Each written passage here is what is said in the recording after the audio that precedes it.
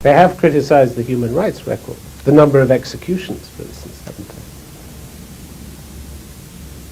they? They may believe that if you're kind to drug traffickers, you get a better society.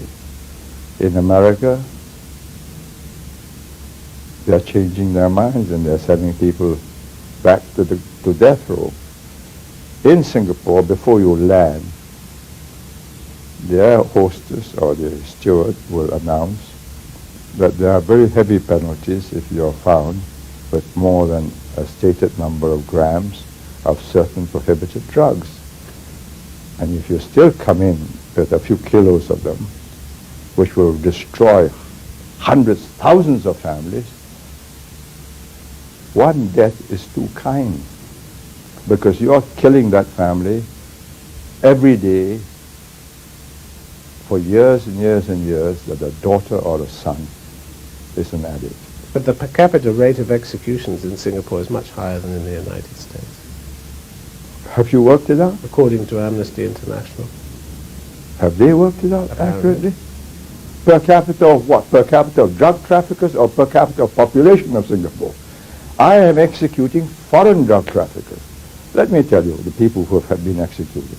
Nigerians, because Nigerians are the most unlikely of drug traffickers in this Asian society. Dutch women traveling with African men. Dutchmen traveling with Chinese women.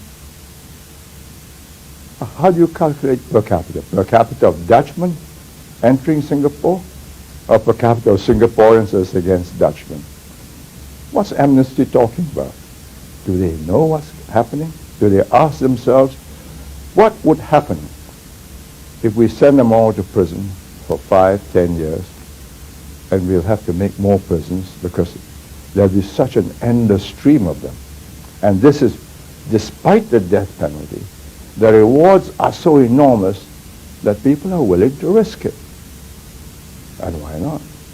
Would you say that over the 31 years as you were Prime Minister that you were a ruthless man? Do I look to you a ruthless man? Here I am being pilloried, excoriated, By who? abused by you.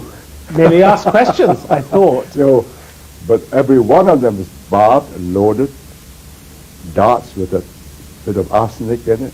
I'd like to think that you were given a chance to answer any question that not was at- put to you, no?